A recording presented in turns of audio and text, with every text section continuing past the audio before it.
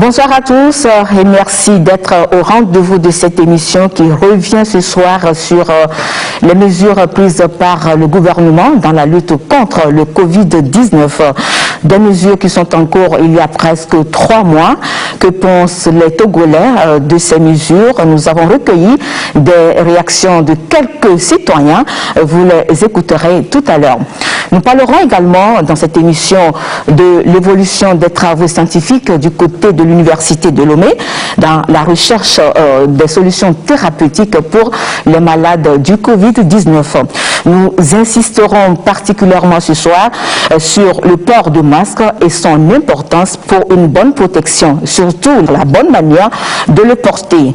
Nous recevons toujours dans cette émission pour quelques minutes Noël Tadénon. Il est journaliste et cofondateur de Coaweb Togo Tchèque. Il interviendra sur des questions liées aux fake news et aux idées reçues, dont les publications sur les réseaux sociaux, notamment le WhatsApp, influencent beaucoup l'opinion publique, surtout dans ce contexte très très délicat de la pandémie. Vous l'écouterez également tout à l'heure. Merci pour votre fidélité à ce programme qui nous est proposé par le Centre d'observation et d'analyse du web, Coaweb, avec l'accompagnement du système des Nations Unies.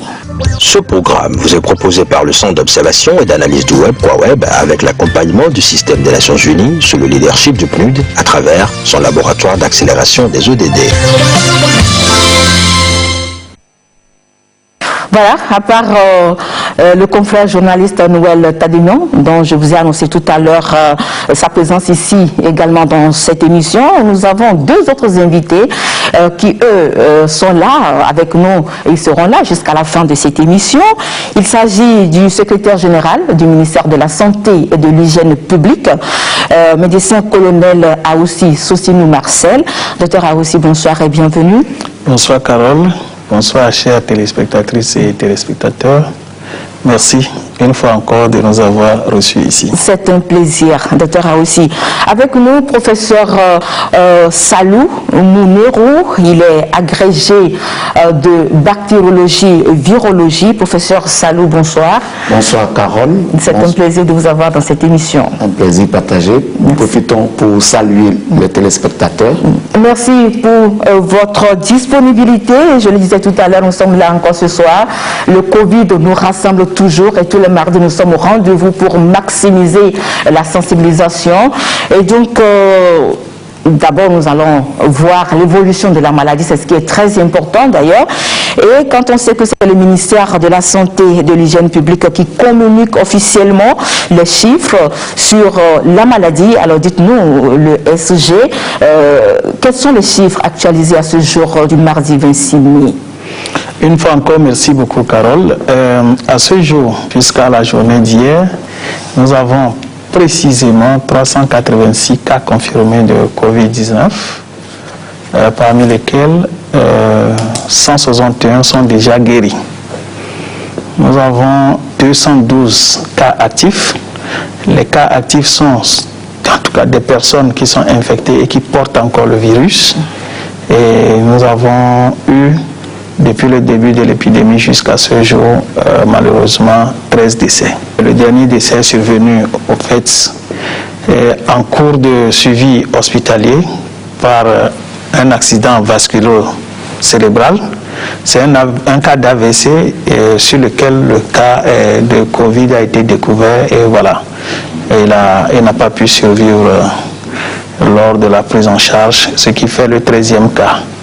Voilà en gros la situation de l'épidémie dans le pays. Merci beaucoup. Alors, dites-nous, docteur, a aussi vu le nombre croissant des cas confirmés. C'est vrai que depuis le week-end jusqu'à hier, on était à 381. Et donc, aujourd'hui, on parle de 386, donc 5 nouveaux cas confirmés, c'est bien cela. Alors, dites-nous, est-ce qu'on peut dire que les mesures prises par le gouvernement pour lutter contre cette maladie, est-ce que ces mesures comporteraient-elles des failles? Pourquoi cette courbe ascendante de la maladie? Disons que les mesures prises par le gouvernement n'ont pas de faille. Bien évidemment, à la mise en œuvre, il y a certains individus qui arrivent à s'adapter moins aux restrictions surtout individuelles et puis collectives qui ont été édictées par le gouvernement. Mais cela dit, tout a été bien respecté dans son ensemble, dans sa globalité.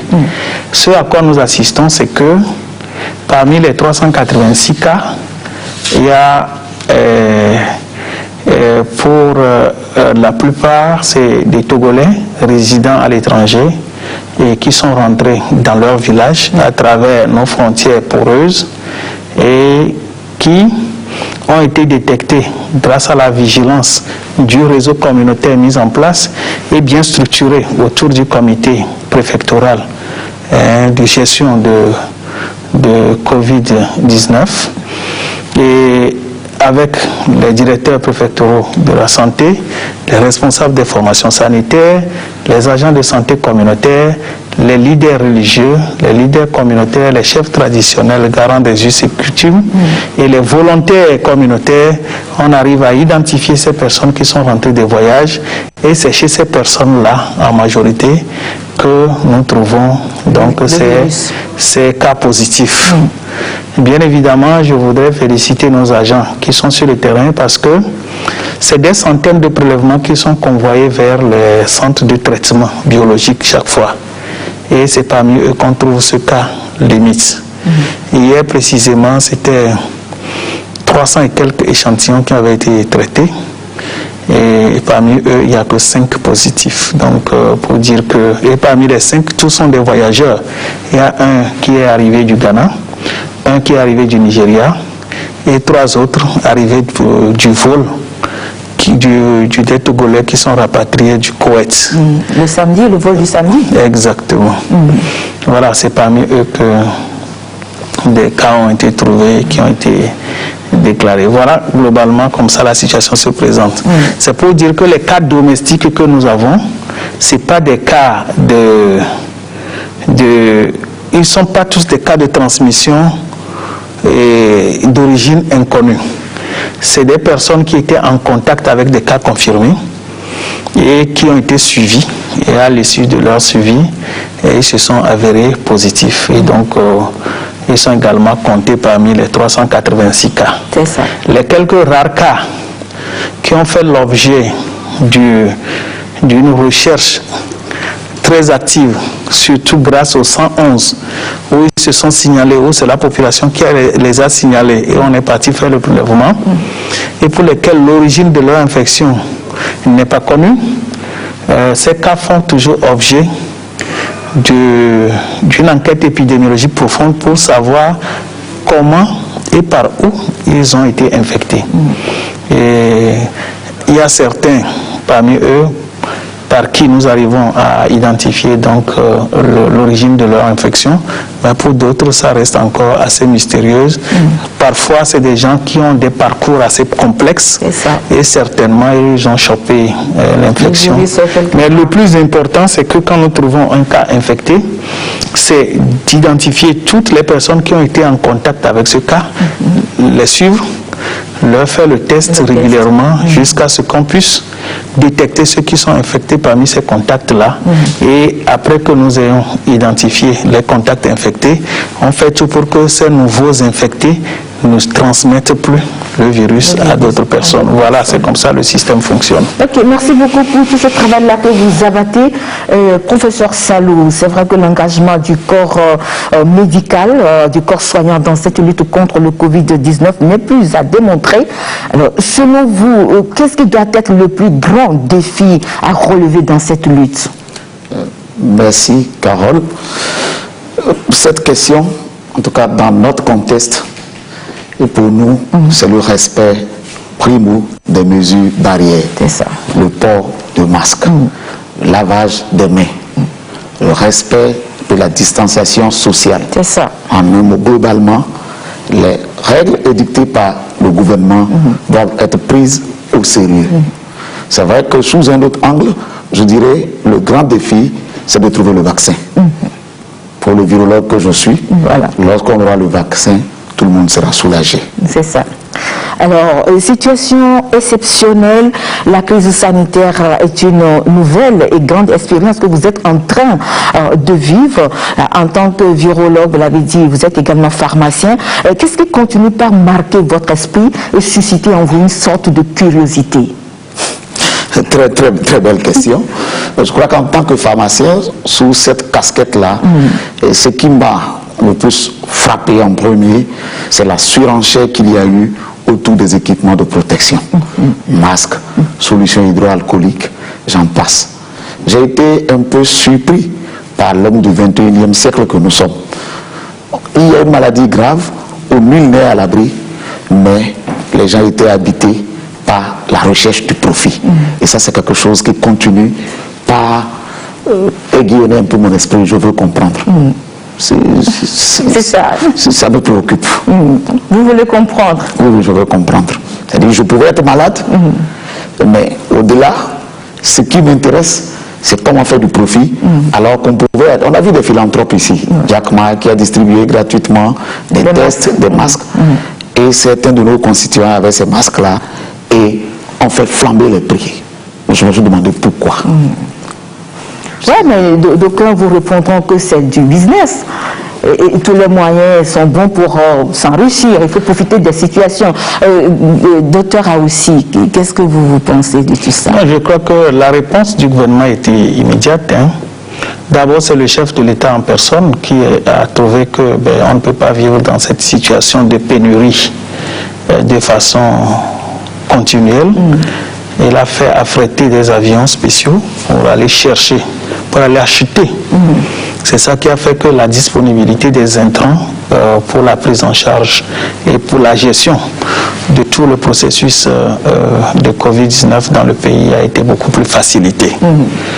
C'est sûr que si nous devons utiliser les procédures administratives ordinaires, le Togo devrait avoir de sérieux problèmes dans la gestion. Donc cette promptitude, cette réactivité pour répondre à cette urgence par le chef de l'État à régler tous les problèmes. Ça fait que ceux qui ont commandé après, beaucoup viennent dans nos bureaux pour pleurnicher, pour dire que ils ont des masques et tout. Bon, le gouvernement a déjà tout acheté, il y a quoi encore?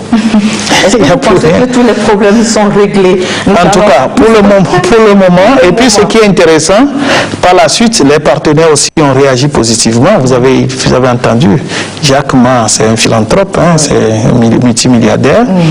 Il y a plein de sociétés de la place. Les partenaires techniques et financiers que nous connaissons habituellement, tous ont réagi. Ils ont fait des dons en matériel. Ils ont fait aussi des appuis financiers, ce qui nous permet de continuer à fonctionner et à dérouler tout le processus qu'il faut pour traquer ce mal. Merci beaucoup. C'est un citoyen togolais, pasteur de son État. Il fustige les comportements des Togolais dans ce contexte du Covid-19, face surtout aux mesures barrières. Vous avez écouté le professeur Salou l'a dit tout à l'heure, ce qui importe dans cette situation et le grand défi à relever, c'est le respect scrupuleux des mesures barrières. Alors, le pasteur a réagi, voici donc sa réaction par rapport à ce qu'il voit et entend, plus qu'un coup de gueule, nous allons plutôt dire que c'est une interpellation d'une sorte de prise de conscience collective et individuelle. Nous écoutons le pasteur Epiphane Yao. En me protégeant, je protège l'autre. En me protégeant, je protège autrui. Je protège ma famille. Écoutez, même à la maison, moi je mets le masque. Mes enfants disent, papa, est-ce qu'ils sont malades? J'ai dit non, c'est des mesures de protection. C'est seulement quand je vais au lit, la nuit, que j'enlève mon masque. Vous voyez, le Togolais, excusez-moi, n'aime pas des contraintes. C'est ce que moi j'ai pu. Je ne suis pas sociologue, mais je suis pasteur et je rencontre tout le temps la foule, le public.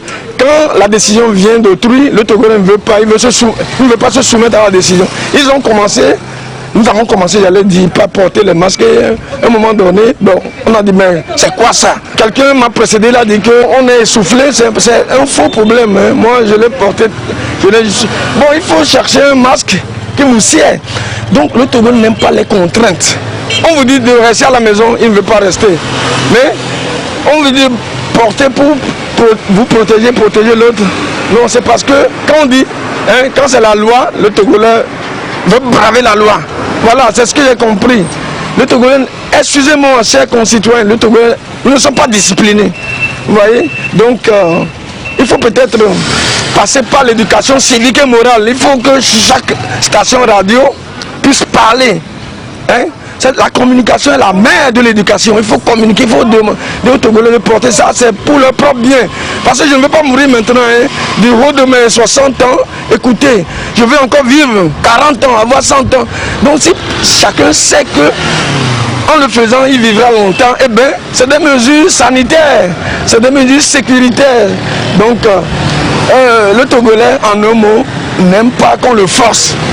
Voilà, c'est sur nos gènes, c'est sur nos chromosomes. On n'aime pas. Vous allez écouter les émigrants même dire que nous quand on aime, nous là nous un ami. Et doit être nous nous sommes quoi. Et vous doit pas des âneries. Excusez-moi. J'entends les gens dire que l'alcool traite le Covid-19. D'autres c'est le piment rouge. Hein? Quand tu consommes ça à gogo. Hein? Dans Nimon, à Lomans, c'est des histoires. Vous voyez, on se fie à des choses, je ne sais pas, qui ne vont pas résoudre le problème, mais on jette le masque. Moi, je voudrais prescrire une fois encore, je ne suis pas une autorité, mais je prescris encore le masque à tous les 7 millions de Togolais que nous sommes.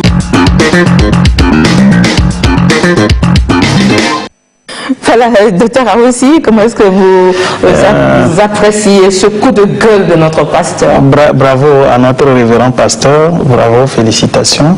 Je crois que le message de sensibilisation doit passer par ces leaders religieux, ces leaders d'opinion au niveau communautaire pour que le message passe mieux.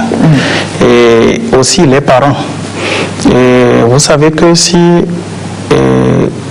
6 à 8 personnes sur 10 portent le masque, les 2 à 4 restants seront obligés de porter. Il faudrait que les parents à la maison portent le masque pour montrer l'exemple à leurs enfants. Les pasteurs, c'est la même chose. Les prêtres, les chefs traditionnels, nous les invitons tous à suivre cet exemple-là. Parce que vous savez, cette maladie, ce n'est pas comme nous avons des épisodes de méningite, on gère et puis ça passe. On a des épidémies de choléra, on gère et puis on stoppe le mal.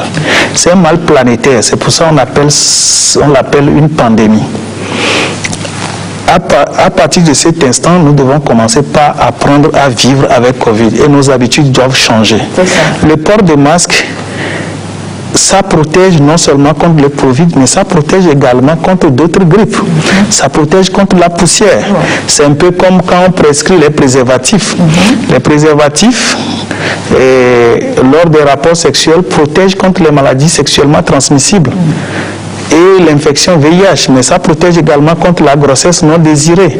Le masque nous protège contre la poussière. Vous savez qu'il y a beaucoup de poussière qui véhicule d'ailleurs beaucoup d'autres maladies. Et aujourd'hui, nous devons apprendre à vivre de nouveau avec ces mesures barrières-là et qui vont permettre à terme de finir avec ce mal. Donc c'est très important que ces leaders d'opinion puissent intervenir de la sorte. Je vous félicite pour ce reportage et je vous encourage à continuer dans ce sens-là. Merci beaucoup. Pour l'éveil de la population, bien évidemment.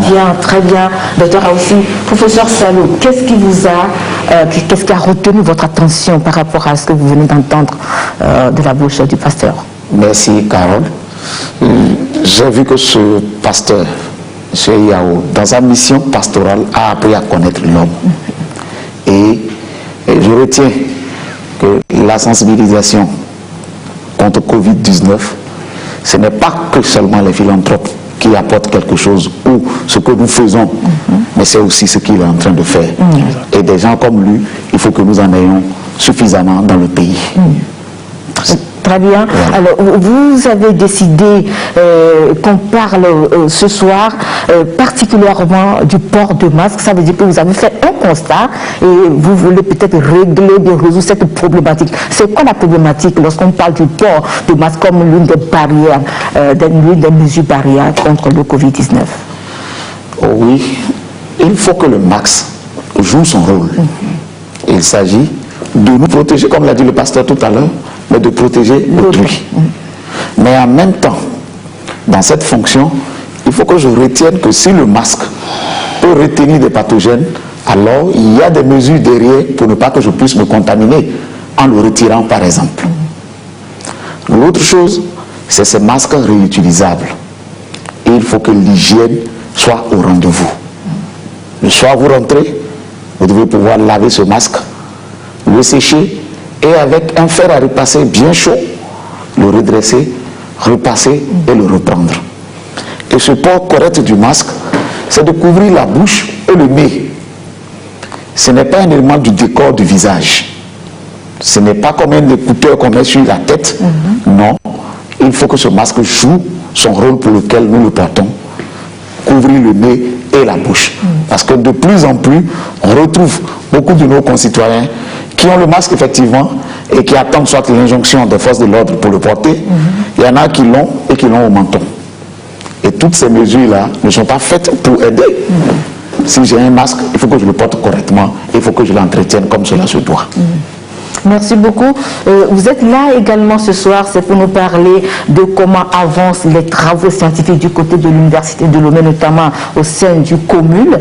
Et depuis quelques jours, on a appris que nos tradipraticiens ont proposé certains remèdes naturels qui sont actuellement à l'étude. Alors, est-ce que vous avez déjà essayé ces remèdes-là? Qu'est-ce qu'il en est exactement? Dites-nous, professeur Salo. Oui, médecine traditionnelle, praticiens de la médecine traditionnelle ont été sollicités au niveau de l'université. Je voudrais, de ma petite position, saluer l'humilité des enseignants-chercheurs, parce qu'on aurait pu rester dans notre cocon d'universitaire avec ce que nous avons et faire des expériences pour conclure. Mais les praticiens ont été sollicités et si vous avez suivi la dernière fois, 3 remèdes, 3 recettes se sont dégagées. C'est ça. Mais en même temps, il est important que la population soit un peu patiente parce qu'il s'agit pour nous de tenir compte de ce que l'on dira demain. Il s'agit de protéger nos populations et tout remède, tout médicament, le principe premier, comme on le dit, primum non nocere. Premier, c'est de ne pas nuire.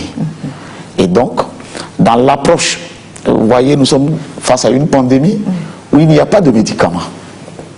Et cela explique beaucoup de controverses qu'il y a d'ailleurs. Mais nous avons compris au niveau de l'université que ce qui serait intéressant, c'est d'aider le système immunitaire à réagir de façon positive pour contrer l'ennemi invisible. Et donc, nous sommes allés sur la piste de plantes qui sont des plantes à activité, comme on dit, immunostimulantes, qui vont donc venir booster le système immunitaire. Et pour cela, des expériences, j'allais dire préliminaires, ont été faites dans les laboratoires pour pouvoir choisir des candidats. Mais donnez-nous un peu de temps, c'est toute une étape bien organisée. Peut-être qu'on ne la fera pas selon ce qui est prescrit, parce que ça va prendre plus de temps, mais nous avons la chance de connaître ces plantes. Et donc, sur les aspects toxicité et autres, beaucoup de choses ont été faites. Il restera seulement quelques réglages pour que, sous peu, l'on puisse communiquer sur les résultats de ces travaux. Merci beaucoup. Vous avez fait sortir un mot tout à l'heure qui m'a intéressé, c'est controverse. Professeur, alors, c'est vrai, vous l'avez également dit, tout le monde le sait. Aujourd'hui, on n'a pas encore trouvé un vaccin pour le Covid-19, ni un traitement spécifique pour ce virus-là. Mais il y a tellement de controverses sur le traitement du Covid. Qu'est-ce qui explique, selon vous, ces controverses-là? Cela peut s'expliquer. Vous avez vu toute la panique qu'il y a eu à l'échelle mondiale avec tous ces décès. Et il faut proposer quelque chose. On ne va pas rester là et croiser les mains. Mais en même temps, il y a les règles, la méthodologie de la recherche. Et comme j'ai dit tout à l'heure, il faut protéger le patient. C'est ce qu'il faut avoir à l'esprit. Et en sciences, en médecine, vous avez une certaine façon de faire lorsque vous voulez valider un traitement. Et les pairs connaissent cette façon de faire. Dès l'instant où vous ne l'avez pas fait comme cela est prescrit, bien entendu, vous allez avoir, surtout dans ce que nous appelons la lecture critique d'articles, ressortir les insuffisances. J'en veux pour comparaison. Lorsque les autorités ont décidé au niveau du Togo de l'état d'urgence sanitaire, vous avez vu que l'exécutif s'est rapproché du législatif pour pouvoir trouver les mécanismes qui lui permettent d'aller rapidement. Ici, pour la recherche, il y a un minimum, si on peut le dire ainsi, de garantie qu'il faut avoir pour mener des études. Mais parallèlement, il y a le grand public qui ne sait pas comment ça se passe, mais qui a besoin d'une seule chose, de traitement. Et si je me mets dans le contexte africain une fois de plus, l'autodétermination, les uns et les autres aujourd'hui ont envie de s'affirmer. Et voici une opportunité où personne n'a quelque chose sous la main. Pourquoi nous aussi ne sommes pas capables de proposer? Et finalement, cela va dans tous les sens. Tout le monde est devenu médecin aujourd'hui. Tout le monde propose quelque chose. Mais il faut faire attention. Il faut faire attention. Il faut faire attention. Exactement, il faut faire attention. Docteur Aoussi, depuis que les mesures de riposte ou de limitation de la propagation du virus au sein de la population, ces mesures ont été prises par le gouvernement, cela fait déjà un bon bout de temps. Est-ce qu'il y a eu des évaluations? C'est-à-dire, est-ce que toutes ces mesures pèsent lourdes dans la balance de la lutte? Leur impact, est-ce que c'est réellement significatif? Merci Carole pour cette question, mais je veux revenir sur la question précédente en ajoutant que l'Université de Lomé fait très très grand pas pour soutenir véritablement les actions de riposte et nous voulons vraiment saluer ça. Mais en ce qui concerne les médicaments, nous sommes très très très rigoureux là-dessus. Et vous savez, l'éthique dans la recherche obéit à des principes dont ce qu'il avait cité, la non-malfaisance, il ne faut pas faire mal, mais surtout l'esprit de la bienfaisance. C'est très important. Et il faut savoir que pour sortir un médicament de l'usine et le mettre dans l'officine, les pharmaciens le savent très bien, il y a principalement deux grandes étapes. La première étape qu'on appelle l'étape préclinique, qui consiste à identifier d'abord la molécule. Il faut faire les travaux pour identifier la molécule, quelle est la formule chimique, aller jusqu'à l'utiliser des cellules, dans les cellules, pour voir quelle est la réactivité cellulaire, puis à passer sur les animaux, et de façon graduelle jusqu'aux singes qui sont plus proches de l'homme, et voir quelle est la tolérance, commencer par étudier déjà la tolérance. C'est tout un processus. Et puis l'étape 2, qu'on appelle les essais cliniques, qui est la phase clinique, c'est souvent quand on atteint la première étape de la première phase des essais cliniques, souvent c'est ça que les journalistes commencent par récupérer et puis ils commencent par diffuser. Alors les médias sociaux aujourd'hui jouent un rôle qui ne nous arrange pas, parce que dès qu'ils piquent un peu l'information, ils diffusent et comme le disait le professeur, tout le monde devient prescripteur. Aujourd'hui, je reviens alors à la question qui a été posée sur l'évaluation des mesures prises par le gouvernement. Alors le gouvernement a pris plusieurs mesures. Il y a les mesures barrières collectives et puis les mesures d'accompagnement social. Et beaucoup d'évaluations sont déjà faites. Et aujourd'hui, on se rend compte que dans sa globalité, ça a été un succès parce qu'aujourd'hui, vous voyez, et plus de 50% des cas positifs sont des voyageurs. C'est des gens qui sont rentrés de voyage. Donc, vous avez plus d'une centaine de personnes qui sont rentrées de voyage. Si on les avait laissées dans la nature, vous imaginez combien de personnes ils allaient infecter. Aujourd'hui, l'épidémie doit être explosive. Ça devait être hors contrôle. Et nous, si nous avons aujourd'hui ce contrôle, je crois que nous tirons chapeau à nos autorités qui ont mis les moyens à notre disposition. J'écoute parfois de façon amusante quand on dit que oui, le Ghana, le Bénin, le Burkina a fait des prouesses. Et ils ont certes fait des prouesses. Mais je voudrais rappeler que la plupart des patients qui rentrent depuis plus d'1 mois, ils viennent effectivement du Ghana, du Burkina, du Bénin et de Côte d'Ivoire, mais ils n'ont pas été détectés là-bas. C'est quand ils sont rentrés chez eux que nous on les a détectés. Donc je voudrais... L'une des mesures prises par le gouvernement, c'est la fermeture des frontières. Tout à fait. On ne parle que de la porosité de ces frontières-là, mais ça demeure un soyons sérieux. Nous sommes dans un espace CEDEAO. Nos frontières sont artificielles. Si vous êtes dans un village riverain avec un pays limitrophe, c'est en ce moment que vous allez comprendre que la frontière n'existe que dans nos documents. C'est vrai. Ceux qui habitent dans ces villages ne connaissent pas de frontières. Même si vous-même vous habitez là-bas, vous ne pouvez pas dire qu'il y a frontière parce que vous habitez ici, vous faites le champ de l'autre côté. Les frontières dont nous parlons, c'est surtout les principales routes. Elles sont bien contrôlées.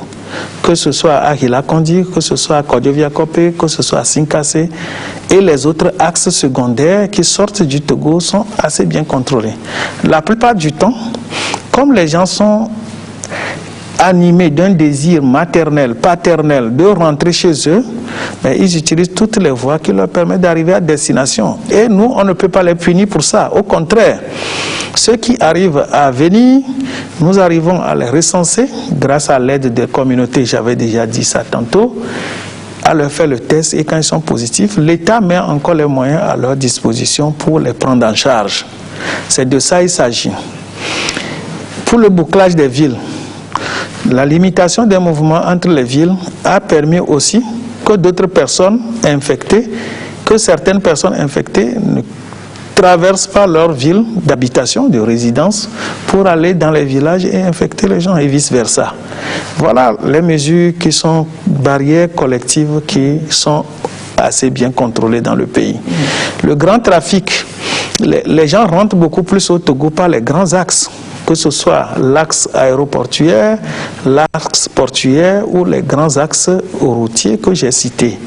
Dans ce sens, je crois qu'on peut féliciter le gouvernement à travers les forces de l'ordre et de sécurité, les forces de défense et de sécurité, pour tous les mécanismes mis en place pour le contrôle de ces grands axes-là. Maintenant, le reste, c'est les chefs traditionnels qui nous aident. Je connais des zones où c'est les chefs traditionnels qui ont positionné des jeunes du quartier pour barrer les petites pistes qui permettent aux gens de rentrer dans le pays, ce qui est déjà une bonne chose. Maintenant, en ce qui concerne les mesures sociales, ça a été du succès et le point fait la dernière fois a prouvé que près de 6 milliards de francs CFA ont été déjà donnés au programme Novici. Novici, voilà, 5 milliards et quelques. Et je ne me focalise pas sur les mesures sociales, mais je voudrais dire que déjà près de 6 milliards ont été donc donnés aux populations les plus vulnérables, ce qui a permis de les accompagner aussi et dans ce processus qui est délicat pour nous tous. Autrement dit, il y a beaucoup de succès. Nous sommes en train de faire aujourd'hui l'analyse de la situation pour voir quelles solutions il faut proposer au gouvernement pour que les élèves puissent passer, du moins ceux qui sont dans les classes d'examen, qu'ils puissent passer leur examen. Nous sommes en train de réfléchir aussi pour voir quelles solutions il faut proposer au gouvernement en ce qui concerne les élèves qui sont dans les classes de passage. Et étant donné que presque ou tous ont fait au moins 70% de leur programme de l'année. Très bien, je ne vous coupe pas la parole. Docteur aussi, excusez-moi, j'ai une question à vous poser. Prenons la mesure, celle qui concerne le couvre-feu. Alors, est-ce que vous pensez réellement que cette mesure est indispensable dans la lutte contre le Covid? Est-ce que ça donne ses effets ou bien je ne sais pas? Ça a donné plus d'effets positifs. Au fait, qu'est-ce qui se passe? Et je crois que c'est ici que je donnais l'explication. Et là, je rentre dans ma spécialité clinique, l'ophtalmologie que vous connaissez bien. Oui. Je disais que quand il y a la lumière, les cellules visuelles qui permettent de percevoir la lumière sont très actives. Mais quand la nuit tombe, c'est les cônes, ça s'éteint. Et c'est les cellules visuelles qu'on appelle les bâtonnets qui prennent la relève, qui sont capables de distinguer les morphologies, mais ne peuvent plus. Dans l'obscurité, vous ne distinguez plus les couleurs. Ça, c'est pour amuser un peu la galerie. Cela dit, le jour, on voit clair, on n'a plus besoin d'y toucher avant d'apprécier. Mais la nuit, les gens se rapprochent plus pour se toucher. Parce qu'il faut qu'ils voient mieux, il faut qu'ils voient mieux. Pour mieux voir, il faut toucher, n'est-ce pas? Vous voyez, ceux qui ont perdu la vue, c'est au toucher qu'ils apprécient mieux. Donc la nuit, la population a tendance à se rapprocher trop. Et en tout cas, les hommes arrivent à s'approcher trop l'un de l'autre. Donc, cette maladie, c'est beaucoup plus une maladie de contact trop rapproché. C'est pour ça que les lieux de culte sont interdits. Les rites funéraires rassemblant plus de 15 personnes, c'est limité. Dans les marchés, il est préconisé le port obligatoire des masques. Et les sports de groupe sont interdits, les fréquentations des plages, bref, tout ce qui limite le rassemblement des hommes. En faisant le couvre-feu, ça permet aux gens d'aller pas se retrouver dans les bars, dans les nightclubs, augmentant le risque de transmission de la maladie. Dans ce sens, le couvre-feu a contribué. Et ce qui est intéressant, a toute son importance selon vous. A toute son importance et puis ça a contribué vraiment à maîtriser cette épidémie. Vous essayez ce soir de nous convaincre, mais le problème n'est pas là, convaincre ou pas, mais nous allons essayer d'écouter. Nous allons écouter certains citoyens que nous avons interviewés sur ces mesures-là. Et vous savez très bien que beaucoup de mesures, effectivement, sont entrées en vigueur il y a bientôt 3 mois. Que pensent les Togolais de ces mesures? Y a-t-il des améliorations à apporter? Certains citoyens, 3 notamment, se sont prononcés sur ces questions. Nous allons les écouter. Que les autorités quand même arrivent à repousser un peu l'heure vers 22h, parce qu'il y a bon nombre de dames quand même qui arrivent à faire des commerces dans la nuit. Par rapport au programme Novici, il y en a eu assez de personnes qui se sont plaints concernant leur aide, voilà. Et en plus de cela, jusqu'à présent, il y a des gens qui réclament, ils demandent à savoir si leur fonction ou leur métier ne permettent pas à ce qu'ils puissent quand même rentrer dans ces droits. J'exhorte les autorités à ce que ceux qui ont pris nos argents, c'est-à-dire l'argent de Novici là, on n'a qu'à les arrêter, les punir et nous rembourser, nous, qui sont les victimes. D'autant plus que j'aurais quand même compris que le programme a certains critères. Donc je voulais quand même que les gens puissent quand même arriver à comprendre ce genre de choses et bien maîtriser le contour de la chose pour pouvoir savoir s'ils doivent en bénéficier ou pas. Donc somme toute, je voulais surtout que le gouvernement arrive quand même à ménager, ne serait-ce à peu près, le programme pour qu'on puisse quand même voir quelques améliorations dans les choses. Depuis l'avènement de la maladie, on ne fait pas assez de communication par rapport aux mesures de prévention, les mesures barrières. Non, parce que les populations, surtout les couches les plus reculées, n'ont pas accès à l'information. Parce que si les cas continuent d'augmenter, c'est que les pratiques ne sont pas effectuées à bon escient. Ceux qui ont l'information n'arrivent pas à partager ça suffisamment. Et ceux qui l'ont ne pratiquent pas une discipline rigoureuse par rapport aux mesures.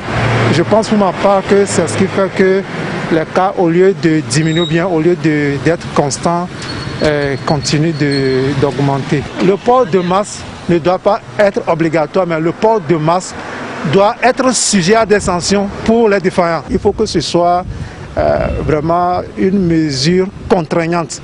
Pour ceux qui s'y soustraient, on les amende et ça sert de leçon pour 1-2 personnes. Je crois que ça va motiver les autres à pouvoir aller sur cette mesure de port de masque. En ce qui concerne les mesures barrières, il y a beaucoup de choses à améliorer. beaucoup même. Parce que, tout d'abord, pour les masques, nous ne sommes pas habitués, premièrement. C'est la pandémie qui nous a obligés à utiliser les masques. Mais parmi les masques, il y a certains masques, par exemple, qui étouffent. Moi, personnellement, j'avais utilisé certains masques qui m'ont tellement étouffé. Donc ça, il faudrait sensibiliser les gens pour savoir quel masque faut-il utiliser et ce qu'il ne faut pas utiliser. Et au niveau du lavage des mains, il y a des gens qui n'arrivent pas à respecter. Parce que ce n'est pas dans notre habitude. Et ça, je peux dire qu'à petit coup, ça va changer et ça va aller. Donc, dans tout cela, moi, tout ce que je peux dire, bon, prions Dieu que cette maladie puisse aller loin et que tout le monde revienne dans son habitude normale.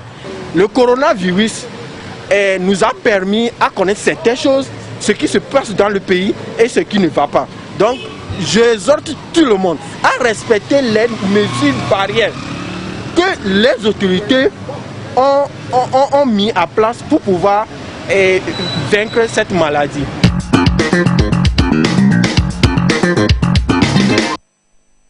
Voilà, vous les avez écoutés, professeur Salou, une réaction? Ce que je peux dire, au vu de ce qui a été dit, c'est que nous continuons la sensibilisation. Parce que j'ai vu par moment que même le masque était mal porté. Et les observations qui ont été faites par rapport au programme Novici, je crois que les autorités ont pris des mesures. Au début, il y a eu quelques moments de flottement, mais à ce jour, à ma connaissance, le tir a été corrigé. Merci. Docteur Aoussi, vous les avez écoutés, ils se sont prononcés sur certaines mesures qui sont en cours. Vous venez de dire que le programme Novici, tout est bien, les problèmes sont réglés par le programme, mais de façon générale au niveau des mesures, beaucoup de choses sont en train d'être réglées. Oui, je préfère ça. Voilà. Et voilà, une réaction par rapport à ça. Non, au fait, vous savez, c'est juste 3 personnes qui sont intervenues. Je comprends, je les comprends. Hein. Mais quand on fait une évaluation générale d'abord, et puis maintenant on prend en compte des spécificités. Ceux qui ont dit par exemple que la sensibilisation n'avait pas été très intense, je crois qu'ils se placent dans leur contexte. Oui. Et sinon, je crois que beaucoup d'effets on sensibilise, sauf que le fait de dire ça nous encourage davantage à continuer, d'accord, à continuer la sensibilisation. Dans ce sens, je crois que ce qui est plus important, c'est de continuer par rappeler les mesures barrières. Quand, par exemple, il a parlé de masques étouffants, ça dépend de la manière dont il a porté et de quelle activité il est en train de faire. C'est vrai que quand vous faites des activités physiques intenses, parfois c'est un peu délicat l'utilisation de ces masques. C'est pour ça d'ailleurs que les sports de masques sont interdits, pour que les gens ne soient pas tentés d'enlever leur masque pour mieux respirer et donc avec le risque d'infecter la foule. Vous voyez ça? Et ce que nous voulons préconiser également, c'est que le plus important, c'est de porter les masques, de les entretenir, de les laver, de les sécher. Même ceux qui n'ont pas de fer à repasser, pour les repasser, pourvu qu'ils les sèchent bien au soleil et qu'ils les reprennent après bien séchés, ça suffit quand même pour se débarrasser au maximum de tout ce qui est tout ce qui peut mettre en danger leur vie, notamment tout ce qui peut entraîner des infections. Cela dit, nous voulons insister sur le respect du lavage des mains, parce que nous n'en parlons pas suffisamment. Le lavage des mains consiste à faire quoi? Chaque fois que vous avez l'opportunité d'avoir l'eau et le savon, il faut laver les mains. C'est moins coûteux que d'aller chercher les gels hydroalcooliques. Si vous êtes en groupe, il ne faut pas tousser dans le visage des gens. Vous pouvez vous retirer. Quand vous sentez le besoin d'éternuer, c'est vrai que l'éternuement vient de façon réflexe. Et comme ça vient de façon réflexe, on peut ne pas se contrôler, mais avoir toujours en tête que vous devez développer ce réflexe-là, de plier le bras et pouvoir éternuer dans le creux du coude ou sortir avec précipitation, aller éternuer tranquillement pour ne pas exposer la foule donc à vos postillons. Cela dit, le lavage régulier des mains, éviter de porter les mains au visage, d'aller enlever des petits détritus dans les narines ou plonger du doigt dans la bouche ou quelque part au visage, ce n'est plus adapté. Les gens doivent éviter de cracher partout.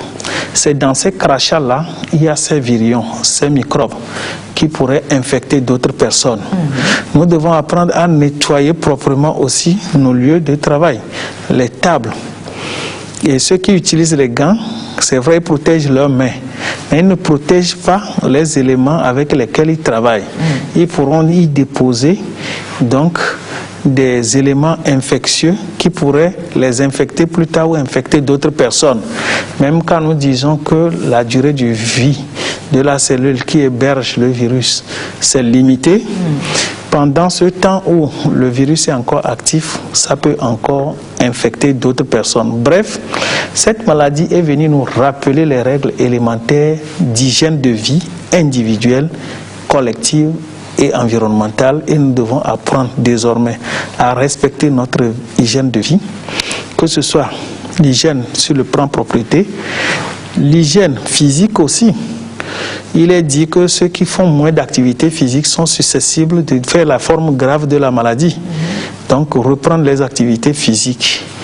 Il est dit aussi que ceux qui ne mangent pas bien, que ce soit la malnutrition par hyperalimentation ou par hypoalimentation, vous êtes exposés à faire les formes graves de la maladie. Donc, les repas trop salés, trop sucrés devraient être absous de nos comportements, de nos modes de vie et d'alimentation. Bref, tout cela corrélé peut aider à nous soustraire définitivement de cette épidémie. Merci beaucoup. Et professeur Salou, c'est vrai que pour se mettre à l'abri du Covid-19, il faut se faire violence. Vous l'avez écouté, quelqu'un a dit que le masque, lorsqu'il le porte, ça l'étouffe. Il faut se faire violence tout en respectant les mesures barrières. Mais aujourd'hui, force est de constater, du moins ce que moi je constate, c'est qu'il y a un petit relâchement au sein de la population. Ce n'est pas tout le monde qui porte le masque. Est-ce que vous avez fait le même constat, vous? Oui, nous avons fait le même constat. Nous avons compris qu'à un moment donné, il y avait une petite lassitude et les gens se laissaient un peu aller. Mais c'est l'occasion pour nous, ces occasions pareilles, pour dire aux gens, attention, rien n'est gagné, il faut se préparer, nous allons vivre pendant longtemps avec la maladie, il faut apprendre à se protéger. C'est pour ça, dans vos propos introductifs, je vous ai dit, pour moi le défi, c'est le respect des mesures barrières. Il faut qu'on s'habitue à porter le masque, à le porter correctement. Et je crois qu'aujourd'hui, de plus en plus, même les producteurs, les artisans des masques artisanaux tiennent compte quand même des standards pour pouvoir les fabriquer. Et donc, tout doucement, je crois qu'il faut accepter la chose au départ. Et le reste va suivre. Très bien. Dans cette situation de la pandémie, c'est vrai, des idées reçues, beaucoup d'idées reçues circulent sur les réseaux sociaux, notamment sur le WhatsApp, concernant la maladie à coronavirus. Nous allons apprécier un citoyen qui pense que ces idées reçues doivent être combattues. Nous l'écoutons. On a toujours des idées reçues dans nos milieux. Telle chose c'est pour les blancs, telle chose a été créée juste pour distraire les gens, etc. Donc il faut, je crois, lutter contre les idées reçues par rapport à cette histoire de maladie. Il y a eu des pandémies dans les décennies précédentes. On a vu comment les populations avaient réagi à cela jusqu'à un niveau donné avant qu'on ne prenne conscience de l'existence de la chose. Donc je crois qu'il faut aussi combattre à la base les idées reçues. Les idées fausses, oui, nous sommes en Afrique d'abord. Coronavirus n'attrape pas les Noirs, ou bien les Noirs ne font pas la maladie. On a vu que les Noirs en sont décédés. Ce n'est pas une panacée, mais je vais en citer pour exemple Manu Dibango, Pape Diouf, ils en sont décédés. Aujourd'hui, on dit que c'est la chaleur, le coronavirus ne résiste pas à la chaleur. On est en Afrique, le coronavirus ne va pas nous tuer en Afrique. Mais on a vu que dans des pays africains, aujourd'hui l'Afrique du Sud est le pays où le taux de pandémie est élevé sur le continent. Le Sénégal, des gens sont décédés au Sénégal, un peu partout. Donc ces idées reçues comme quoi les Noirs n'en meurent pas, la chaleur, le virus, l'alcool, voilà. Nous avons des prédispositions naturelles en Afrique qui font qu'on ne va jamais développer la maladie.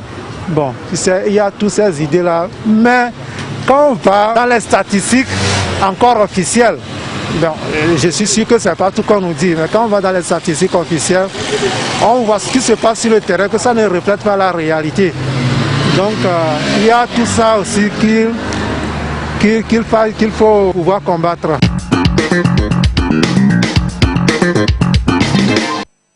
Voilà, bonsoir Noël. Bonsoir Carole, bonsoir à tous. Voilà, je vous l'annonçais, Noël Tadénion est un confrère journaliste, l'un des initiateurs du concept dénommé Togo Tchèque, qui a été créé en avril 2019 par un groupe de journalistes et dont l'objectif est d'aller en guerre contre les fausses informations, les fake news, comme on les appelle. Alors Noël, vous avez suivi avec nous l'interview de notre citoyen qui parlait en instant des idées reçues. Sa préoccupation, nous la partageons également, vous savez. Et il dit comment combattre les idées reçues, Noël. Alors, pour combattre les idées reçues, il faut développer notre esprit critique et douter dans un premier temps de toute information qui nous parvienne et donc chercher à vérifier cette information-là en approchant les sources sérieuses. Quand je dis sources sérieuses, ce sont les médecins. On en a plein aujourd'hui qui sont là, disponibles. Les sources sérieuses, ce sont les informations données par le ministère de la Santé, je dirais le gouvernement. On a la chance aujourd'hui d'avoir un site web qui relaie toute information liée donc, à la pandémie. On a un chatbot sur WhatsApp, un chatbot sur Telegram pour vérifier donc, des informations. Donc, voilà les sources sérieuses. Et surtout, on doit toujours remettre en cause nos propres croyances. C'est important. Et tout cela va nous amener à combattre véritablement ces idées reçues. Merci beaucoup. Lorsqu'on parle d'idées reçues, est-ce qu'une idée reçue est synonyme d'une fausse information? Peut-on classer les idées reçues parmi les fake news, par exemple? Oui et non. C'est vrai que dans la plupart des cas, ces idées reçues peuvent être classées dans les fausses informations. Mais il peut y avoir quand même des idées reçues qui puissent aboutir à des informations vraies. Et donc, ce que je dirais, c'est que toute idée reçue peut être classée dans les fausses informations. C'est à nous de voir la démarche, en répondant à la première question. Si on arrive à suivre cette démarche-là, on pourra savoir si réellement cette idée reçue-là est dans la catégorie des fausses informations.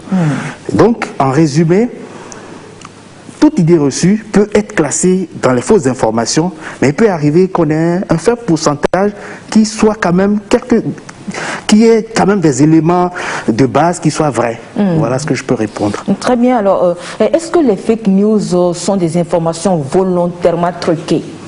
Oui et non.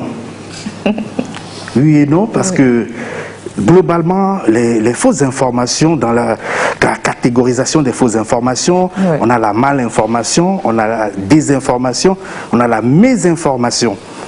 Et alors, il y a des fake news ou des fausses informations créées délibérément dans le but d'induire en erreur ou de faire du tort à autrui. Mais vous et moi, nous pouvons aussi fabriquer, sans le vouloir, de façon inconsciente, insouciante, pardon, on peut créer une fausse information. Et qu'est-ce qui se passe? Et souvent, quand nous conversons ou on nous rapporte une information, nous écoutons, nous enregistrons et après on veut transmettre. Et dans la transmission, il arrive qu'on a ce qu'on appelle des trous de mémoire. Et volontairement, nous avons tendance à remplir ce trou-là par nos propres informations. C'est ça. Et vous voyez, on va déboucher facilement sur la création d'une fausse information. Qu'on a créé de toutes pièces. Oui, qu'on a créé de toutes pièces en voulant remplir ce trou qu'on a eu, ce trou de mémoire qu'on a eu. Voilà. Et donc, une fake news peut être créée volontairement, tout comme de façon involontaire, on peut aussi créer une fake news. C'est pourquoi il faut toujours faire attention quand on nous transmet une information, tout faire pour retenir l'essentiel et ce qui est important, afin de ne pas induire les autres en erreur. C'est ça. Voilà. Alors, comment travaille TogoCheck? Quelle démarche faut-il adopter lorsque vous êtes devant une information dont vous doutez de sa crédibilité? N'hésitez pas à contacter TogoCheck. Mais comment? Vous allez me demander. Un exemple, voici cette vidéo.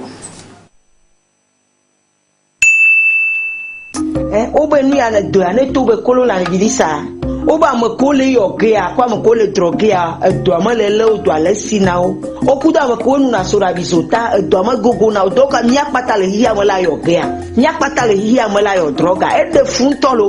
Eh Dieu, c'est vrai? Waouh, c'est génial ça. Bon, j'ai trouvé. Je vais demander à TogoCheck si l'information est vraie. Allô TogoCheck, je viens de recevoir ce vocal, vous pourrez nous dire si c'est vrai ou faux? Je vous transfère le vocal, s'il vous plaît. Merci beaucoup. C'est faux.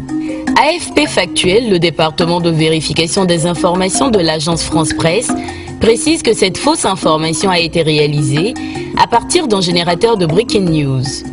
L'OMS, Organisation mondiale de la santé, rappelle sur son site internet qu'aucun médicament spécifique n'est encore recommandé pour prévenir ou traiter le Covid-19. La cocaïne et le sodabi ou zota le sont encore moins et ne figurent pas dans les soins appropriés pour soulager et traiter les symptômes. L'OMS précise que certains traitements spécifiques sont encore à l'étude et seront testés dans le cadre d'essais cliniques. Diffuser des informations non vérifiées sur les modes de prévention du coronavirus, Covid-19, va plutôt concourir à une propagation à grande échelle de l'infection. Partager des informations sur le coronavirus, oui, mais des vrais. Ouf, j'ai failli tomber en syncope. Oh là là, merci TogoCheck. Ceci est un message de TogoCheck avec l'appui de la coopération allemande mise en œuvre par la GIZ.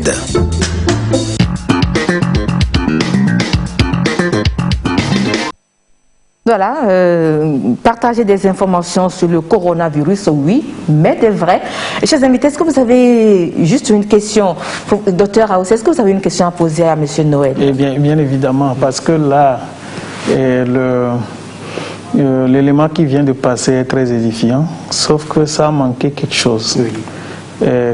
Quand l'intéressé disait que j'allais appeler TogoCheck, on n'a pas vu le numéro par lequel il a appelé TogoCheck. Alors dites-nous comment est-ce qu'un individu lambda peut joindre TogoCheck pour vérifier une information. Du moins, quelles sont les procédures pour vérifier si une information est vraie? Voilà, c'est juste, nous avons donc une plateforme WhatsApp et les gens nous contactent à partir de cette plateforme WhatsApp. On a aussi des groupes où les gens sont abonnés, ils reçoivent nos productions et aussi ils envoient des requêtes. Et sur la base de ces requêtes-là, nous faisons les recherches, nous contactons les médecins, nous contactons l'OMS, nous contactons donc le gouvernement, même les membres de la cellule nationale de riposte, on essaie de les contacter pour nous aider juste à comprendre un certain nombre d'informations avant de refaire la production pour donner la bonne information. Donc voilà un peu comment nous procédons. Nous avons aussi une plateforme sur Facebook et les gens nous appellent aussi directement. Et il y a toute une plateforme qui est là et parallèlement il y a une équipe de veille dans le groupe. Il y a ceux qui font la veille et qui regardent un peu tout ce qui est publié sur les réseaux sociaux, surtout sur WhatsApp dans les groupes. On essaie de collecter tout ça là pour faire des productions afin de donner la bonne information. Autrement dit, il n'y a pas un numéro par lequel oui, il y a les gens peuvent bien sûr, il y a un numéro, le 93 53 0202. 93 53. Je suis en train de faire votre travail finalement. Sinon sur nos visuels on a le numéro. D'habitude on a le numéro et donc les gens nous contactent à partir de ce numéro là. Vous voulez bien rappeler le numéro? 53 0202. 0202. Merci Noël. Professeur Salou, une question par rapport à TogoCheck? Non, c'est déjà de les féliciter pour l'initiative. Je crois que nous avons eu à être consultés plus d'une fois pour la vérification d'informations. De certaines informations. Voilà. Les premiers moments, je t'avais dit, mais qui êtes-vous? Qu'est-ce que vous voulez vérifier? Et mon interlocuteur s'est présenté, j'ai compris le bien fondé. Et je crois que c'est une très belle initiative. Ouais. Oui, j'avoue évidemment que le ministère de la Santé est très sollicité et habituellement ça passe par moi et puis je désigne plein de nos collaborateurs qui travaillent avec eux.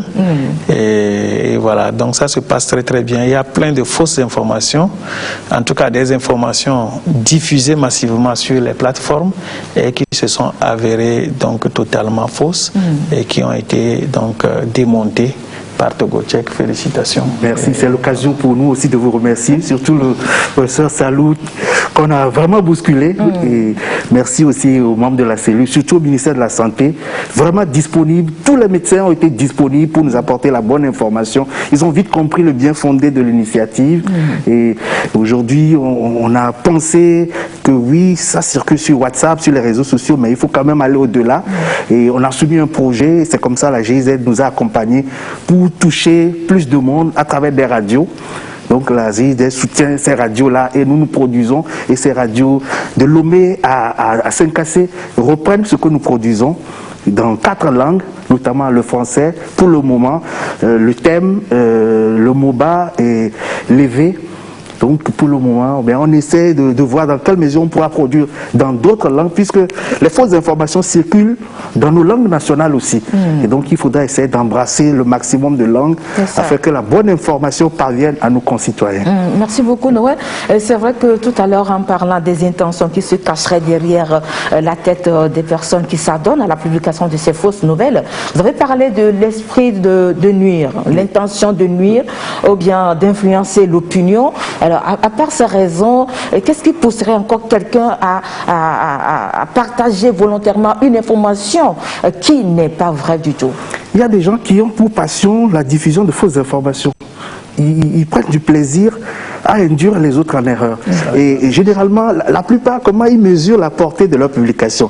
Ils créent une fausse information, ils inventent un expert imaginaire, professeur X, docteur X, il balance, il attend de voir si d'autres personnes, ses connaissances à lui, pourront lui renvoyer le même message. Alors s'il reçoit ça 5 fois, 6 fois, 10 fois, ça veut dire que ça a marché. Et donc il est content, c'est juste ça. Pour la plupart du temps, c'est ça. C'est juste ça, pour le plaisir. Pour le plaisir d'induire en erreur. Et il est là à se barrer, il est content parce qu'il a réussi son pari. Docteur aussi, que peuvent être les conséquences de ces fake news sur l'état d'esprit de la population, surtout lorsqu'on se situe dans le cadre de la pandémie à coronavirus, un contexte vraiment très délicat? Au départ, d'ailleurs, si vous prenez même les situations politiques difficiles que le pays a vécues, il y a eu plein de ces fausses informations qui auraient pu bénéficier donc de ces services-là.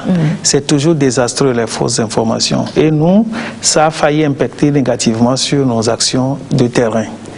Parce que ce soit nos activités sur le plan épidémiologique ou de prise en charge, au départ, beaucoup de choses n'étaient pas bien comprises. Heureusement que très tôt, la TVT a été ouverte pour nous. Je me rappelle quand nous avions fait le tout premier débat ici sur le coronavirus dès le début du mois de mars. Et aussi, les autres médias nous ont accompagnés très tôt et c'est peu à peu qu'on démontait ces informations. Maintenant, avec l'activité, Togocheck est très actif. En tout cas, l'activité permanente de Togocheck, nous sommes arrivés à démystifier de plus en plus tous les mots qu'entraînent ces fausses informations et ça rassure d'ailleurs de plus en plus la population. Toutes les plateformes sur lesquelles je me suis inscrit, chaque fois que ces informations parviennent, en fait, moi je les touche tout le temps avec notre chargé de communication. Il me revient et puis je rebalance que c'est de la fausse information. Quand j'envoie que c'est de la fausse information, je ne reçois même pas de critique en retour. Ça veut dire que les gens sont convaincus que la personnalité d'ailleurs qui partage l'information et puis la structure qui a vérifié, les gens font vraiment confiance à Togocheck, à nous, et nous voulons féliciter la population pour cette confiance. Et donc nous remercions Togocheck. Merci. On va préciser que c'est pas fini. On doit continuer. Bien Ah oui, oui, bien sûr. Il faut tous continuer à lutter contre ces fausses informations. Pas seulement pour cette épidémie. Pas seulement pour cette épidémie, mais pour toutes les... C'est ce que je voulais dire. C'était dans le cadre de la santé globale. Parce qu'aujourd'hui, c'est vrai que nous sommes face à coronavirus, mais il y a la vaccination derrière. Aujourd'hui, la vaccination est sapée sur les réseaux sociaux comme si c'est quelque chose qui vient nuire.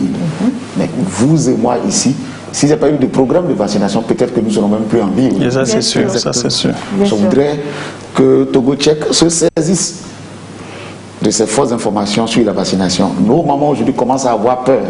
Elles ne veulent plus aller à l'hôpital avec les enfants. C'est ça. En disant, si j'y vais, on va lui injecter du coronavirus. Oui, mais ajouter aussi que Togo Tchèque n'aurait pas pu s'il n'y a pas eu d'accompagnement de GIZ, n'est-ce pas? Des partenaires. Et donc, pour dire simplement qu'il faut l'engagement de nous tous, y compris les partenaires, pour continuer par accompagner ce programme qui est très, très, très intéressant et très important pour un système de santé résilient, mais aussi pour une vie sociale stable. Très bien. Merci pour vos encouragements à l'endroit de Togo Tchèque. Mais avant de laisser partir Noël, dites-nous comment gérer une information, sinon une communication dans une situation de pandémie comme celle que nous sommes en train de traverser actuellement. C'est ce que le gouvernement togolais est en train de faire. C'est vrai qu'au début, on a été tous surpris. Voilà. Le gouvernement, tout comme nous, citoyens, et il y a eu un début très difficile pour lancer la communication, mais aujourd'hui... Il y a eu un peu de nonchalance au début. Oui, parce qu'on était surpris. Tout à fait. On ne s'y attendait pas, et donc il fallait quand même un peu de temps pour déployer une vraie communication. Et aujourd'hui, vous voyez que le train est en marche, et on voit les émissions quotidiennement. On a des émissions, on a des experts sur les médias qui donnent la bonne information, et ça doit continuer. Et maintenant, ce que font les experts, il faudrait que les citoyens aussi essaient, s'ils doivent discuter autour ou rapporter ce qui est dit, qu'ils rapportent la bonne information. C'est important, ne pas travestir ce que l'expert a dit à la radio ou à la télé, ne pas déformer cela, mais on doit quand même aussi répercuter cela à la maison, auprès de nos collègues, partout, mais en donnant la bonne information.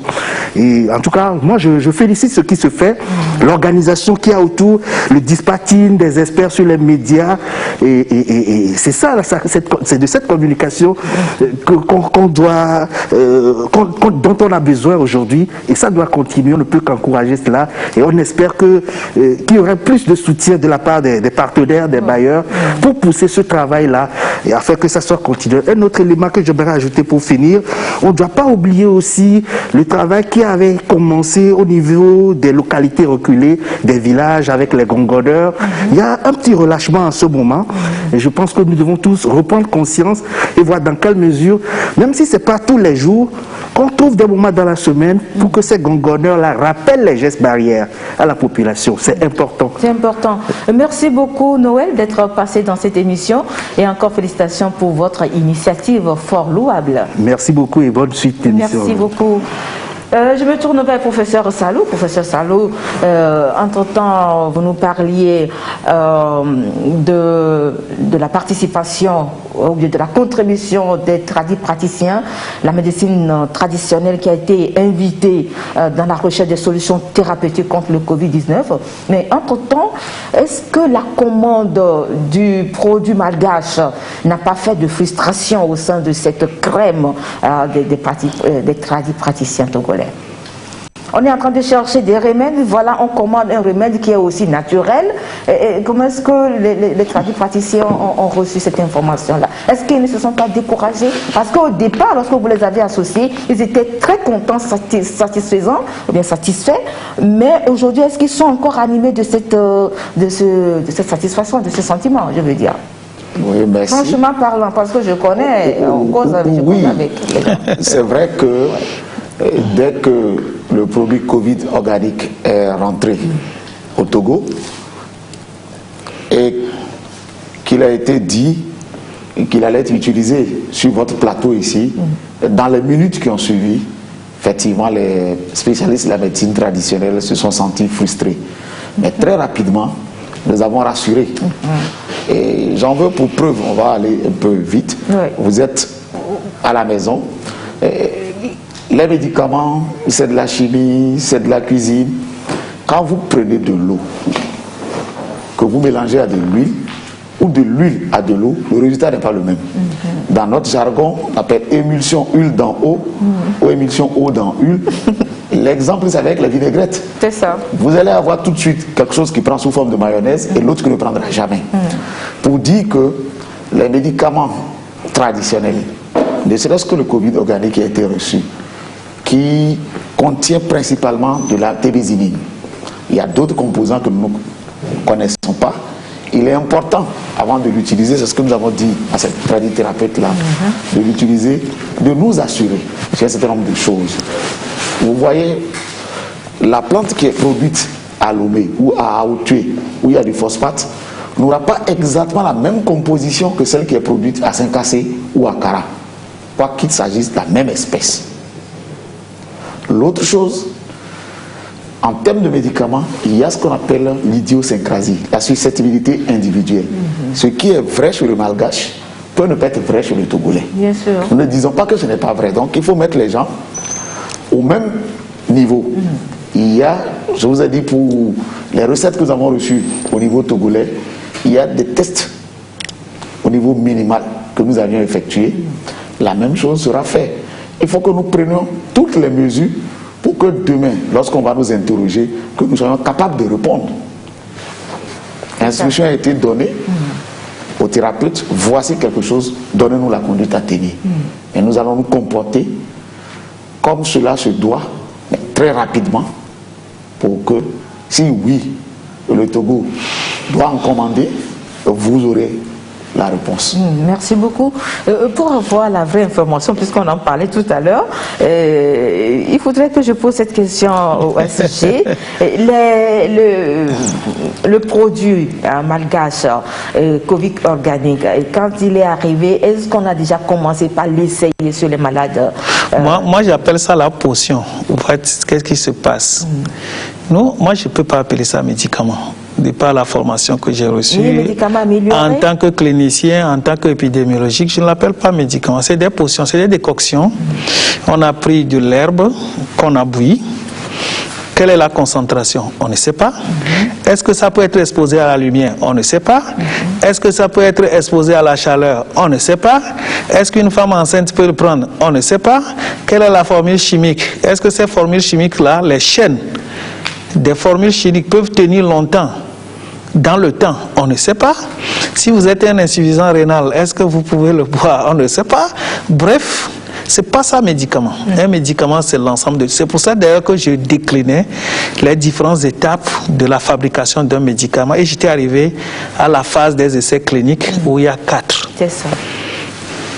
La première phase d'un essai clinique, c'est qu'on prend le médicament, on l'injecte on l'administre à des volontaires sains.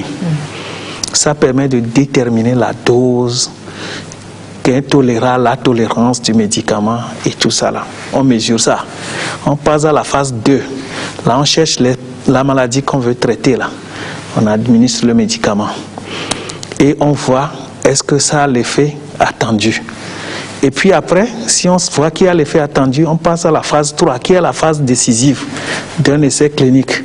Là, on prend le produit existant pour traiter la même maladie, qu'on donne à un groupe, et le nouveau médicament, on le donne à un autre groupe, mais ce n'est pas des groupes visuels, comment on appelle, identifiables en tant que tel. On parle de randomisation, c'est un peu compliqué à expliquer. Ou alors, s'il n'y a pas de médicament existant, on prend le placebo, c'est-à-dire un truc qui ressemble aussi au médicament, mais il n'y a aucun principe actif dedans, et on compare ça à ce qu'on vient de découvrir. Et à la fin, on administre ça au patient, et puis on voit si le nouveau médicament a des effets qui sont supérieurs au placebo ou bien à l'ancien médicament existant. Et c'est en ce moment qu'on dit que, ok, nous avons un nouveau produit. Vous voyez que chaque fois qu'on dit qu'on peut trouver des médicaments ou des vaccins, mais ça va mettre du temps, c'est parce qu'on respecte toutes ces étapes-là. Tout à fait. La déclaration d'Helsinki, qui insiste sur l'éthique en recherche, le rappelle très bien. Et quand vous lisez dans toutes les feuilles d'épidémiologie, dans le passé, jusqu'à la Deuxième Guerre mondiale, les gens ont fait des humains des cobayes.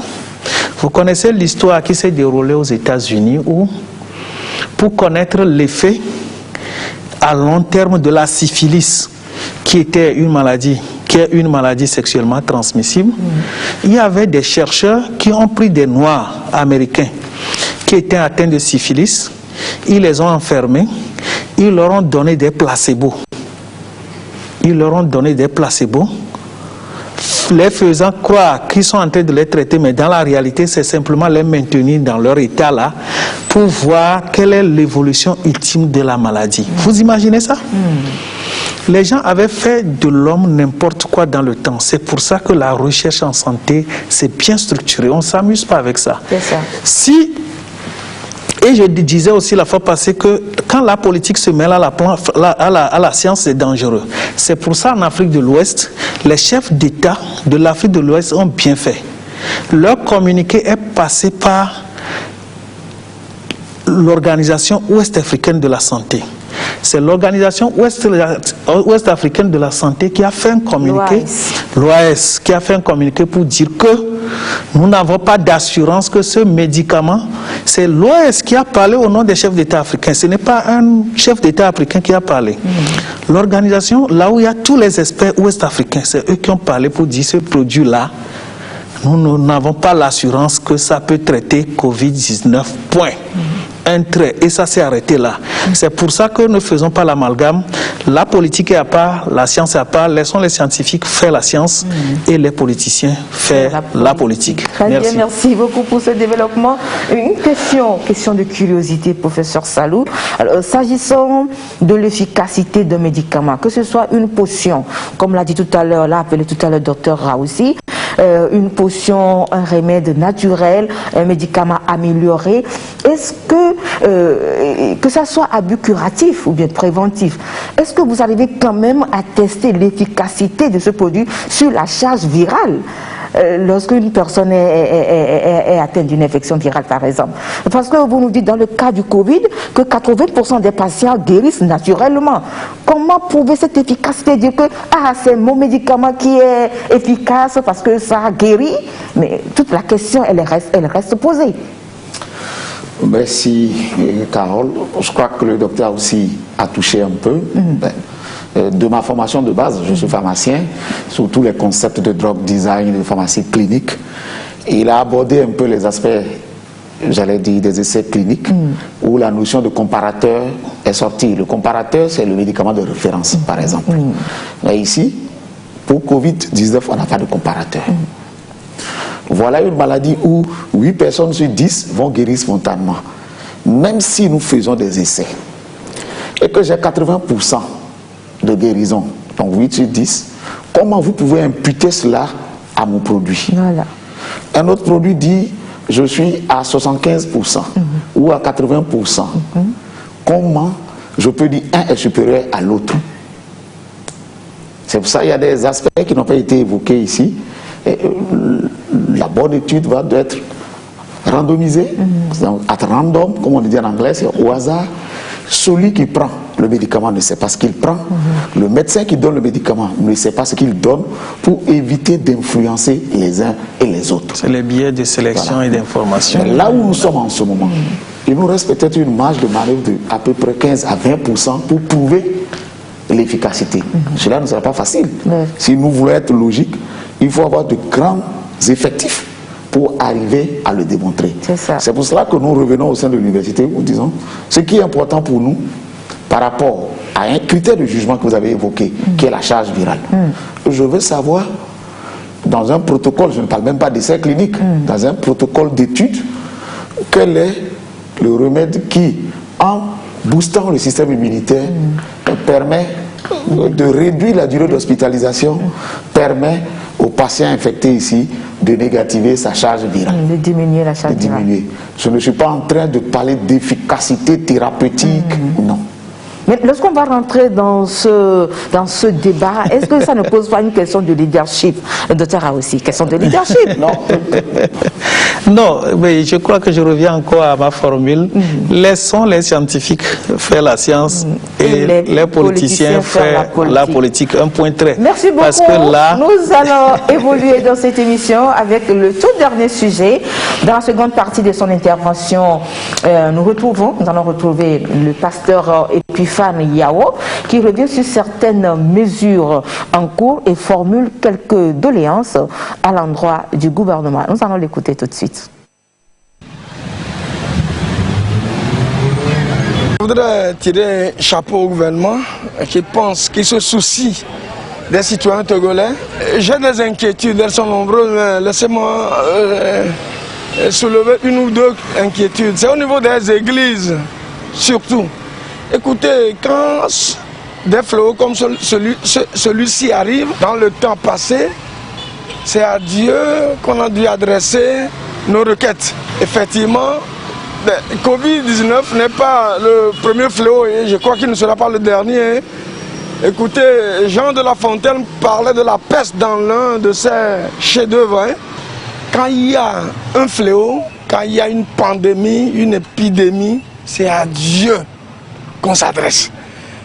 C'est une doléance que le gouvernement reprenne un autre décret pour la réouverture des églises, pour que nous allions dans les églises. Parce que par rapport au marché, la foule, le public des églises n'est pas aussi important. Le public, je dis bien, que le public des marchés. Allez-y voir un samedi à Zaou, à Ouempe un jeudi, à Lomé, tous les jours. Les marchés grouillent de monde. Je dis bien grouillent de monde. Il n'y a pas lieu de pratiquer la distanciation et tout et tout. Les gens se collent, les gens se frottent. La maladie ne peut-elle pas nous attraper là-bas? Le gouvernement, dans les jours à venir, réouvre les églises, les lieux de prière.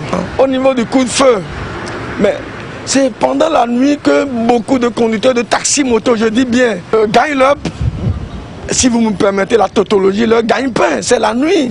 Je voudrais dire aussi qu'on distribue ces masques à tout le monde, que ce soit obligatoire, s'il vous plaît. Coup de chapeau encore au gouvernement qui se bat pour que nous survivons sur la terre de nos aïeux.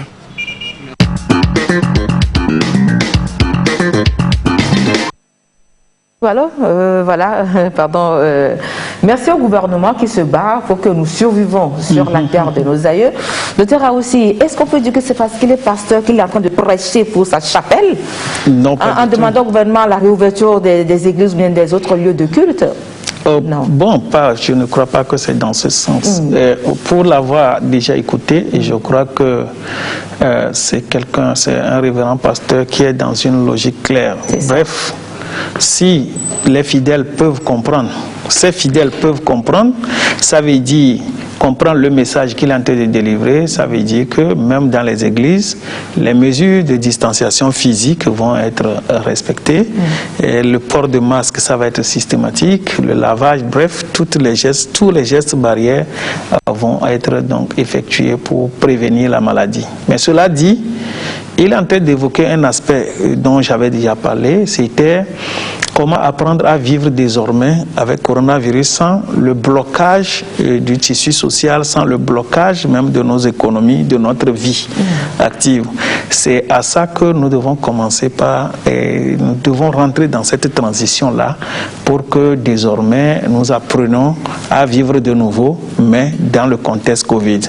Nous devons apprendre à vivre avec cette maladie. Donc le gouvernement, sur les propositions que nous sommes en train de préparer, va certainement les étudier et c'est possible que dans les jours ou les semaines à venir, certaines mesures connaissent un peu d'assouplissement et pour que la vie reprenne peu à peu, tout en comptant sur la conscience collective et l'application rigoureuse donc des règles collectives et individuelles. Exactement, pour limiter la propagation de cette maladie.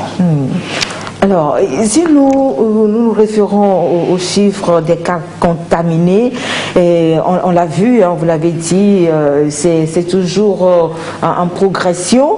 Est-ce qu'il n'y aurait pas de nouvelles stratégies de riposte? Est-ce qu'il n'y a pas un nouveau plan de bataille contre ce virus-là? Bien évidemment, puisque vous savez que les aéroports sont en train de s'ouvrir peu à peu. Le Togo ne restera pas fermé du reste du monde. Et dans les mesures que nous sommes en train d'étudier pour proposer au gouvernement, il y aura probablement l'ouverture de certains grands axes frontaliers. Et dans ce sens, actuellement, le gouvernement est en train d'étudier la possibilité même d'installer un laboratoire de testing à l'aéroport.